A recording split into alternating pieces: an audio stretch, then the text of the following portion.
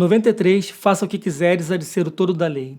Se você está vendo esse vídeo aqui é porque provavelmente já viu o vídeo anterior do capítulo 1, onde você conheceu Peter Pendragon, um rapaz analítico com títulos de nobreza e herói nacional da Inglaterra por ter combatido na Primeira Guerra Mundial como aviador. Após receber uma herança, ele estava deprimido e sem rumo na vida, sem motivo aparente, até conhecer a ilimitada lua em uma agitada balada na noite londrina, e se apaixonou profundamente à primeira vista. Terminamos o capítulo com nossos personagens indo ao Smoking Dog, um clube noturno. E vamos a partir daí. Capítulo 2, Acima do Topo. Levou mais ou menos uns 15 minutos até chegarmos ao The Dog, mas o tempo passou pesadamente. Eu estava junto com a turma da Verme Branco. A presença dela me fazia sentir como se eu já fosse um cadáver. Foi o limite. Mas acho que aquela provação serviu para trazer à minha mente alguns indícios da verdadeira natureza do meu sentimento por Lou. The Smoking Dog, hoje em dia ingloriamente extinto, era um clube noturno decorado por um gigolozinho horrível que passou a vida se esforçando na arte e na literatura. O salão de dança era uma ridícula, sem significado, de mau gosto, péssima imitação de Klimt. Dane-se tudo isso. Eu posso não ser um ótimo aviador, mas eu sou um homem de ar fresco. Eu detesto esses quase artistas com suas poses, suas farsas e seus truques. Eu odeio impostores. Eu me encontrava em um estado de impaciência furiosa antes que 5 minutos se passassem. Senhora Webster e Lou não tinham chegado. 10 minutos, 20. Eu caí em uma raiva cega. Bebi muito do vil licor que empesteava o lugar com seu cheiro. E joguei-me em uma dança com uma mulher que sequer sei quem era. Uma dinamarquesa sirene estridente, a proprietária, gritava insultando um de seus artistas profissionais. Alguma longa, sórdida e tola história de ciúme sexual, eu suponho. A banda estava ensurdecedora. O limite estreito do meu senso estava entorpecido. Foi em um tipo de pesadelo intenso que eu vi através da fumaça e do mau cheiro do clube o sorriso malévolo da senhora Webster. Por menor que a mulher fosse, ela parecia preencher a porta. Ela requereu a atenção da mesma maneira que uma cobra teria feito. Ela me viu logo e correu até meus braços excitadíssima. Ela sussurrou algo em meus ouvidos que eu não conseguia ouvir.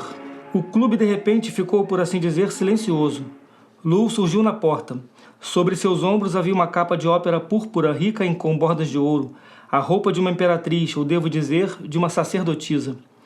O lugar inteiro parou para vê-la, e eu havia pensado que ela não era bonita. Ela não andou sobre o chão. Vera incessu patuit dea. Em latim, manifestou-se verdadeira deusa pelo andar, modo como Virgílio se refere a Vênus. Como costumávamos dizer na escola. E enquanto passava, cantou a magnífica litania do capitão J.F.C. Fuller. Ó tu, feixe dourado de desejos, tu és limitado por um justo fardo de papoulas. Adoro-te, Evoé, eu te adoro, I-A-O. Ela cantou a plenos pulmões, com uma qualidade máscula em sua voz. Sua beleza era tão radiante que minha mente correu para o amanhecer depois de um longo voo noturno. À frente o sol nasce devagar, muito devagar, mas para o oeste, olhe, a terra é brilhante. Como resposta aos meus pensamentos, sua voz seguiu adiante novamente. Ó tu, vinho dourado do sol, que estás derramado no seio escuro da noite. Eu te adoro, Evoé, eu te adoro, I-A-O. A primeira parte da adoração era um tipo de canto gregoriano, variando na cadência das palavras, mas o refrão sempre voltava para a mesma coisa. Eu te adoro, Evoé, eu te adoro, I-A-O. I-A-O dava a enunciação da última palavra. Cada vogal era prolongada o quanto fosse possível. Era como se ela estivesse tentando tirar o último milímetro cúbico de ar dos pulmões toda vez que ela cantava. Ó tu, víndima carmesim da vida, que estás esparramada em um frasco do túmulo. Eu te adoro, Evoé, eu te adoro, I-A-O. Lou se aproximou da mesa coberta por uma toalha suja em que estávamos sentados. Ela olhou diretamente nos meus olhos, embora eu tenha certeza que não tenha me visto. Ó tu, cobra vermelha do desejo, que és desvelada pelas mãos das meninas, eu te adoro, Evoé, eu te adoro, I-A-O. Ela regressou como uma nuvem de tempestade roxa, com cristais de sol, arrancada dos seios da manhã por algum raio invisível. Ó tu, espada flamejante da paixão, que estás despedaçada na bigorna de carne, eu te adoro, Evoé, eu te adoro, I-A-O. Uma onda de excitação quase insana varreu o clube. Era como o disparo de armas antiaéreas. A banda começou um jazz alucinado. Os dançarinos deliravam em um tumulto esbaforido e com mais fúria. Lou avançou novamente para outra mesa. Nós três estávamos destacados do resto do mundo. Ao nosso redor nos cercavam as gargalhadas altas da turba enlouquecida. Lu parecia ouvir. Ela eclodiu uma vez mais. Ó tu, turbilhão louco de risadas, que estás enredado nas trancas selvagens da tolice. Eu te adoro, Evoé, eu te adoro, I-A-O. Eu percebi com nauseante clareza que a senhora Webster estava derramando em meus ouvidos um relato do caráter e da carreira de King Lamos. Eu não sei como ele ousa vir para a Inglaterra afinal, ela disse. Ele vive em um lugar chamado Telepylos, onde quer que isso seja. Ele tem mais do que uma centena de anos a despeito de sua aparência. Ele está em toda parte e faz de tudo, e cada passo que ele dá é manchado de sangue. Ele é o homem mais perverso de toda Londres. Ele é um vampiro. Ele vive sobre vidas arruinadas. Eu admito que tinha a mais sincera aversão por aquele homem. Mas essa denúncia ferozmente amarga de alguém que evidentemente era amigo íntimo de dois dos maiores artistas do mundo não fez seu caso parecer mais obscuro. Eu não fiquei impressionado francamente com a senhora Webster sendo uma autoridade sobre as condutas de outras pessoas. Ó tu, príncipe dragão do ar, que estás embebecido no sangue do esporro de sol. Eu te adoro, Evoé, eu te adoro, I-A-O. Uma pontada selvagem de ciúme me acertou. Foi um lívido e demoníaco espasmo. Por alguma razão ou outra, eu havia conectado esses versos da canção misteriosa de Lu com a personalidade misteriosa de King Lamos. Gretel Webster entendeu.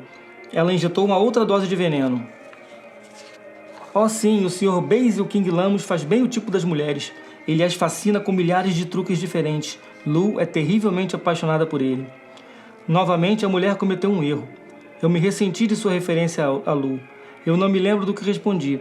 Parte disso era o efeito de que ela não parecia ter sido muito ofendida. Sra. Weber expôs seu mais sutil sorriso. Eu devo concordar, ela disse suavemente. Lu é a mulher mais bonita essa noite em Londres. Ó tu, doces fragrâncias das flores, que estás flutuando sobre os campos azuis do ar. Eu te adoro, Evoé, eu te adoro, I-A-O. A condição da garota era extraordinária. Era como se ela possuísse duas personalidades nas suas mais completas possibilidades, a divina e a humana. Ela estava intensamente consciente de tudo o que acontecia ao seu redor. Absolutamente senhora de si mesma e do seu meio, e ainda, ao mesmo tempo, ela estava perdida em algum êxtase sobrenatural, de um tipo que, enquanto essencialmente ininteligível para mim, me recordava de certas estranhas e fragmentárias experiências que eu havia tido em voo. Suponho que todo mundo tenha lido A Psicologia do Voo de Giberne Siveking. Tudo que eu tenho que fazer é relembrar o que ele diz. Todos os tipos de homens que voam são conscientes de cada obscura e sutil diferença que é forjada neles. Poucos sabem exatamente o que é. Dificilmente algum deles consegue expressar o que sente. E nenhum deles admitiria isso se pudesse. Percebe-se, sem que se use uma única palavra, que cada um é cada um, e totalmente separado, sem nunca poder entrar no íntimo do outro. Tais são os fundamentos da individualidade. Sente-se completamente fora da relação com as coisas, mesmo as mais essenciais. E ainda assim, ao mesmo tempo, percebe-se que tudo o que já se teve consciência são apenas imagens inventadas pela própria mente. O universo é o espelho da alma. Nesse estado, entende-se de todos os tipos de coisas sem sentido. Ó tu, quadrangular coroa do nada, que circulas a destruição dos mundos, eu te adoro, Evoé, eu te adoro, I-A-O. Eu ardia em raiva, entendendo bastante para saber o que Lu deveria estar sentindo enquanto lançava aquelas palavras apaixonadas e sem sentido de sua boca vulcânica. As sugestões de Gretel gotejavam na minha mente. Álcool é bestial e brutaliza os homens. Por que Lu está tão soberba? Ela aspirou a pura neve divina em suas narinas. Ó tu, cálice da neve branca do amor, que estás preenchido com a rubra luxúria do homem. Eu te adoro, Evoé, eu te adoro, I-A-O. Eu formigava e me tremia enquanto ela cantava. E então alguma coisa, eu dificilmente entenderia o que, fez-me virar e olhar para o rosto de Gretel Webster. Ela estava sentada à minha direita. Sua mão esquerda estava embaixo da mesa para onde ela colocava sua atenção. Acompanhei o olhar dela. Na palma de suas mãos, entre o indicador e o dedo médio, havia uma pequena porção de poeira brilhante. Nada que eu tivesse visto antes havia me atraído tanto. Havia uma pura beleza infinita naquela coisa. É claro que eu já tinha visto aquilo antes, muitas vezes no hospital, mas ali era uma coisa bem diferente. Foi desencadeado pelo ambiente como um diamante em sua forma. Parecia vivo, reluzia intensamente, como nada mais na natureza, a não ser que sejam aqueles flocos de cristais de gelo soprados pelo vento, que brilham nas beiras das fendas congeladas. O que veio a seguir permanece em minha memória como se fosse um truque de magia. Eu não sei com que gesto ela me induziu, mas a mão dela subiu lentamente até o nível da mesa e meu rosto quente, corado, raivoso e ansioso inclinou-se para ela. Era puro instinto. Tenho uma pequena dúvida agora se não foi o resultado de uma sugestão subliminar. Eu suguei com minhas narinas aquela pequena porção de pó com uma única e longa inspiração. Eu me senti naquele momento como um trabalhador em uma mina de carvão sufocado que libera a respiração no último momento, preenchendo seus pulmões pela primeira vez com oxigênio. Não sei se essa é uma experiência comum. Eu suspeito que meu treinamento médico e estudos, e de tanto ouvir pessoas, e os efeitos de todos aqueles artigos arrogantes nos jornais tinham algo a ver com isso. Por outro lado, acho que devemos dar algum crédito para uma especialista como Gretel Webster, eu acho. Não há dúvida de que ela valia seu salário para os alemães. Nenhuma dúvida de que ela me escolheu para ser parte de Die Rache, em alemão, a vingança. Eu derrubei alguns aviadores famosos, mas nenhum desses pensamentos me ocorreu naquela hora. Eu não acho que eu tenha explicado com bastante ênfase o estado mental a que eu tinha sido reduzido pela aparência de Lu. Ela tinha se colocado muito distante de meus sonhos, a inatingível. Deixando de fora os efeitos do álcool, aquilo me levou a uma depressão intolerável. Havia alguma coisa brutal, algo como um rato desorientado em minha consciência. Ó tu, rainha vampira da carne, cobra peçonhenta em torno dos pescoços dos homens, eu te adoro, Evoé, eu te adoro, Iaô. Ela pensava em Gretel ou em si mesma. Sua beleza me sufocava, me estrangulava, despedaçava minha garganta. Eu me tornei louco em uma enfadonha e desagradável luxúria. Eu a odiava, mas enquanto eu levantava a cabeça, repentinamente a loucura instantânea da cocaína correu nas minhas narinas para o meu cérebro. Aqui está um pouco de poesia, eu não posso evitar. Sucesso! A depressão saía da minha mente como o sol surgindo das nuvens. Eu ouvi, como em um sonho, a rica e madura voz de Lu. Ó tu, turbilhão feroz da paixão, que és sugada pela boca do sol. Eu te adoro, Evoé, eu te adoro, Iaô. A coisa toda estava diferente. Eu entendia o que ela estava dizendo. Eu era parte daquilo. Reconheci por um rápido segundo o significado da minha depressão anterior. Era meu senso de inferioridade com relação a ela. Agora eu era seu homem, seu companheiro, seu mestre. Levantei-me para pegá-la pela cintura, mas ela girou no salão do clube como uma folha de outono antes da tempestade. Eu captei o olhar de Gretel Webster. Eu vi seus olhos brilharem com uma malícia triunfante, e por um momento, ela e Lu e a cocaína e eu mesmo estávamos todos inextricavelmente entrelaçados em uma confusão emaranhada de pensamentos desastrosos. Mas meu corpo físico me levantava. Era a mesma velha alegria selvagem que se obtém ao se levantar do chão nos bons dias. Eu estava no meio do salão, sem saber como eu tinha chegado lá. E também estava andando no ar. Lu se virou, sua boca uma esfera rubra, como eu tinha visto no pôr do sol na Bélgica, por sobre a ondulada linha do litoral, sobre a obscura curva mística azul do céu e do mar, com os pensamentos em minha cabeça batendo em harmonia com as batidas do meu coração. Não perdemos o arsenal dessa vez. Eu era o arsenal também. Eu explodi. Eu era a caça e o caçador. E Lu navegava através dos céus para me encontrar. Ó tu, cocheiro do sol, que esporeias os sangrentos flancos do vento. Eu te adoro, Evoé, eu te adoro, Iaô. Caímos um nos braços do outro por causa da inevitável força da gravidade. Éramos as duas únicas pessoas no universo, ela e eu. A única força que existia no universo era a atração entre nós. A força que nos colocou juntos nos manteve girando. Subíamos e descíamos pelo salão do clube. Mas claro, não havia o salão do clube, não havia o clube, não havia nada lá, exceto o sentimento delirante de que um era tudo e tinha que seguir em frente com tudo. O universo inteiro estava girando. Não havia possibilidade de cansaço. A energia era idêntica à tarefa. Ó tu, dançarina de unhas douradas, que desentranças da estrela os cabelos da noite.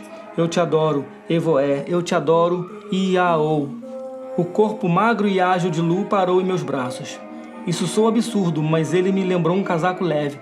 A cabeça dela caiu para trás. Os pesados cachos de cabelo se soltaram e, em um repente, a banda parou. Por um segundo, a agonia era indescritível. Parecia uma aniquilação. Fui tomado por uma repulsa absoluta contra tudo que estava à minha volta. Eu sussurrei como um homem com pressa furiosa que deve fazer algo vital antes que morra. Algumas palavras dizendo que eu não aguentava mais esse lugar bestial. Vamos tomar um pouco de ar? Ela não respondeu nem sim nem não.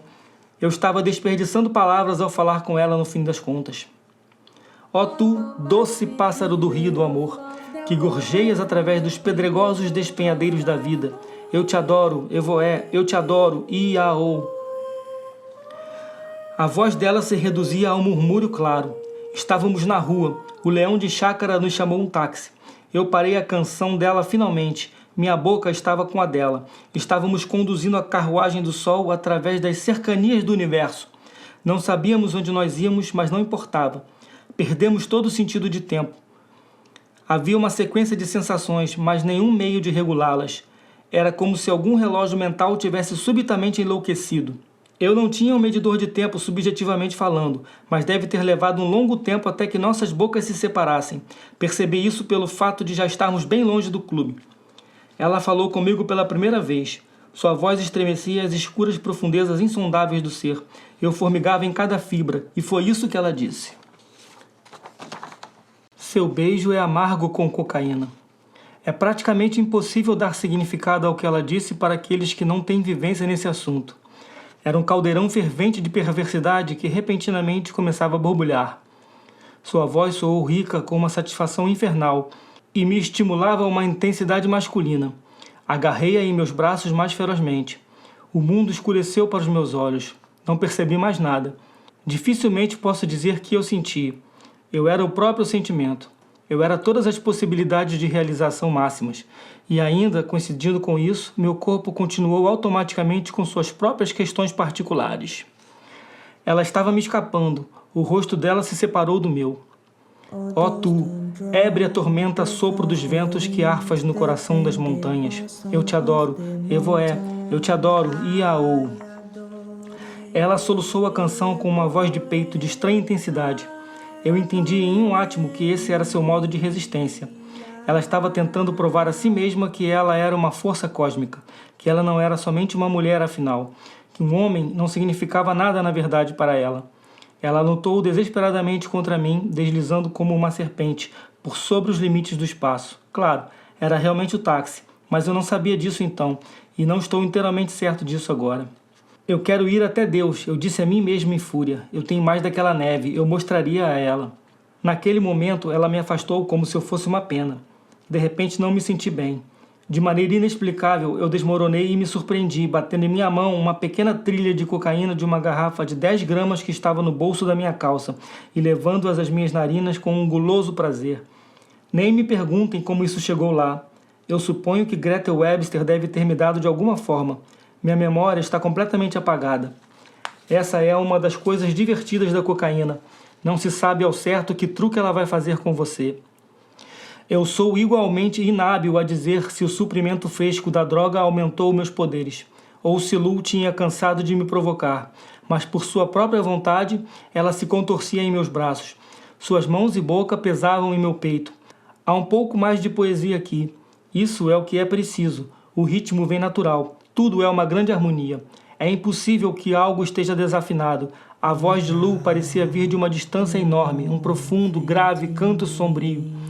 Ó tu, graves gemidos de donzelas lânguidas, que estais envolvidos nos fortes soluços de amor. Eu te adoro, Evoé, eu te adoro, Iaô. Foi isso, meu mecanismo e o mecanismo dela pela primeira vez funcionando juntos. Todos os desastres desapareceram. Não havia nada além de 2 ricos ritmos de corrida em uníssono. Querem saber como isso funciona quando se está voando? Você vê um pontinho no ar. Seus olhos não sabem diferenciar se é seu amigo alemão se aproximando para te acertar, ou um de nossos próprios, ou uma das aeronaves aliadas. Mas você pode diferenciá-los, inimigo do amigo, pela diferença da batida de seus motores. Então aprende-se um tipo particular de som como amistoso, outro como hostil. Então aqui estávamos, Lu e eu voando juntos além dos limites da eternidade, lado a lado, sua fraca e contínua pulsação em perfeito segundo com meu grande galope estrondoso. Coisas desse tipo assumem lugares fora do espaço e tempo. É bastante errado dizer que o que aconteceu no táxi havia realmente começado ou terminado. O que aconteceu foi que nossa atenção se distraiu da eterna verdade dessa união de nossas almas, quando o motorista parou o táxi e abriu a porta. Aqui estamos, senhor, ele disse com um sorriso. Sir Pendragon e Lu Lawhan automaticamente reapareceram. Antes de tudo, decoro.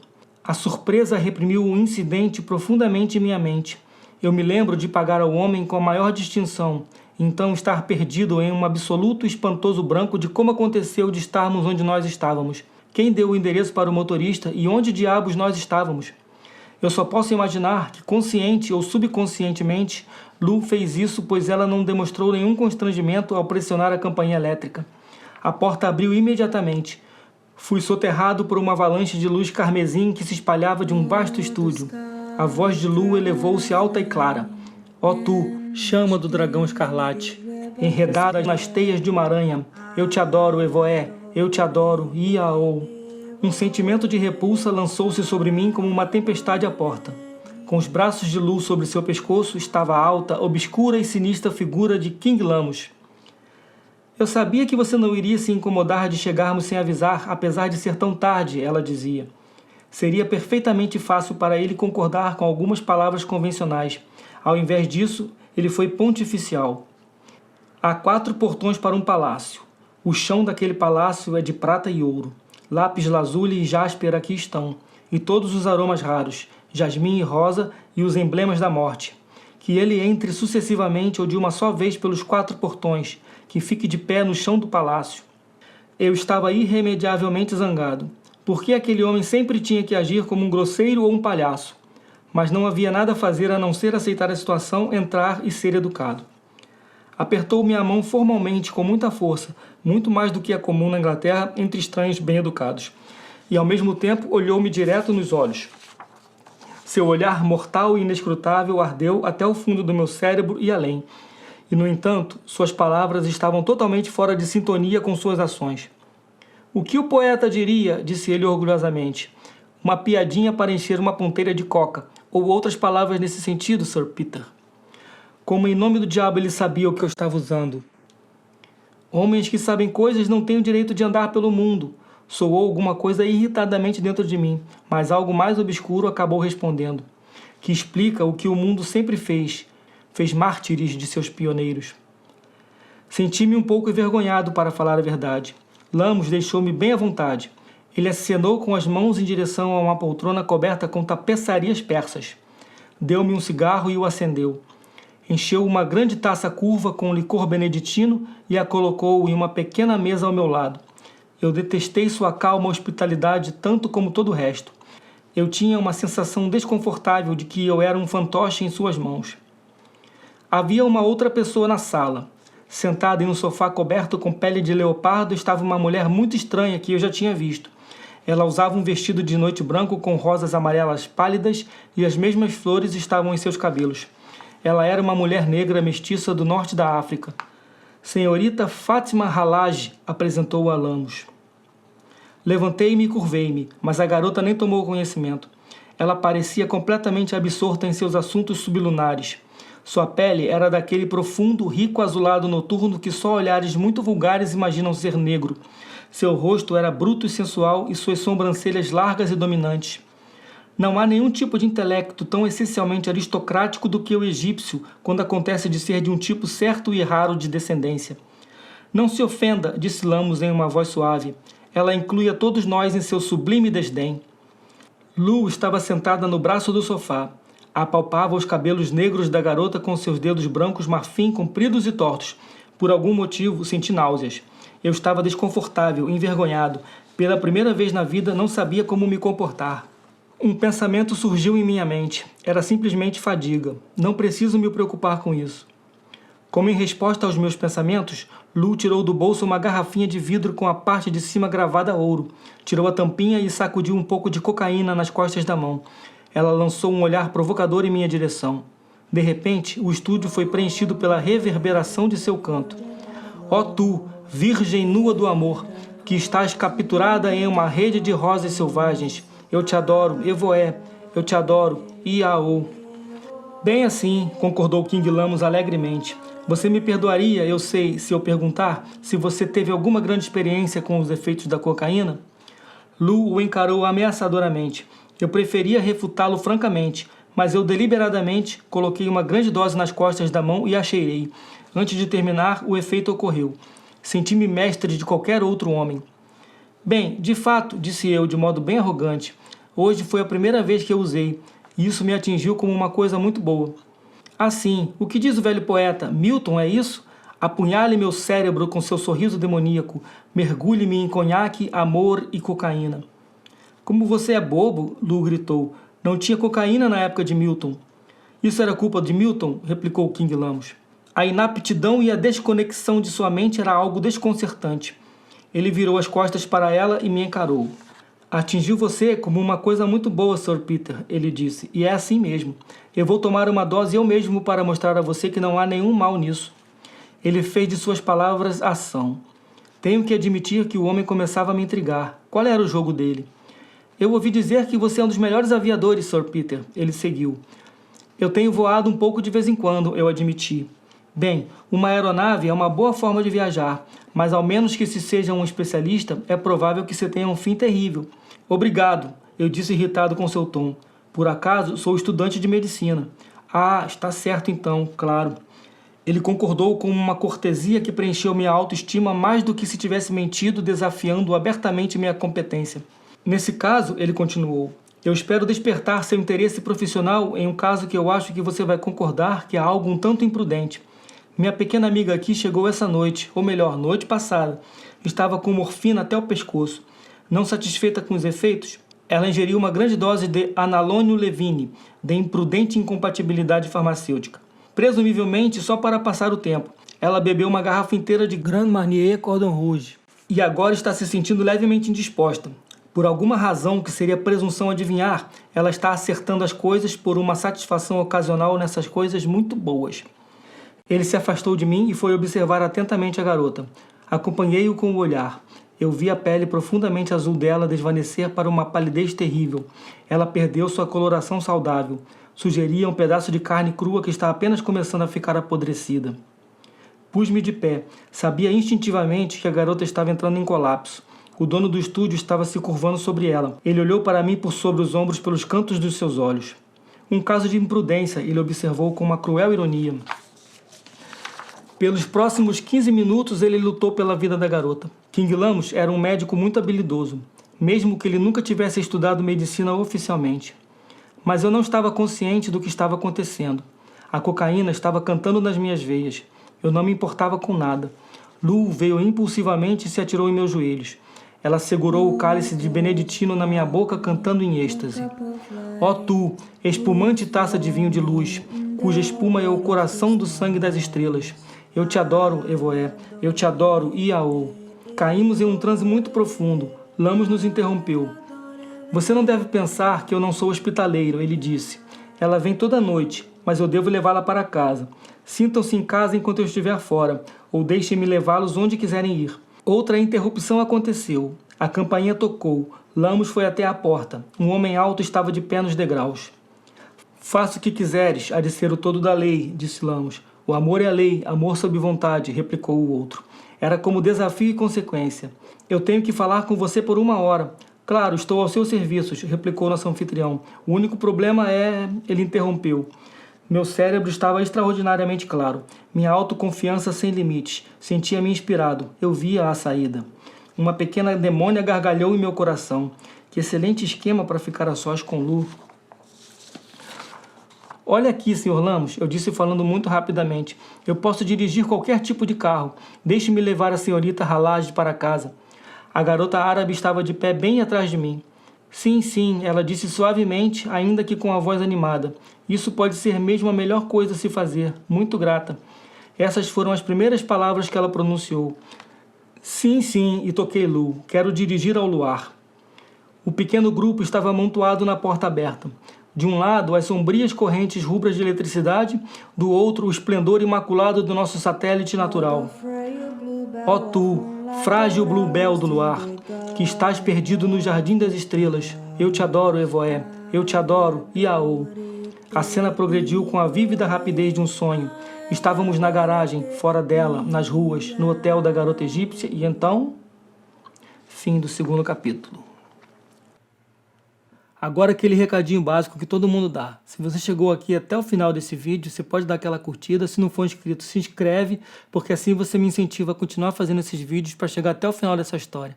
E vocês podem também acompanhar os outros vídeos do canal. Obrigado até aqui. O amor é a lei, amor sob vontade.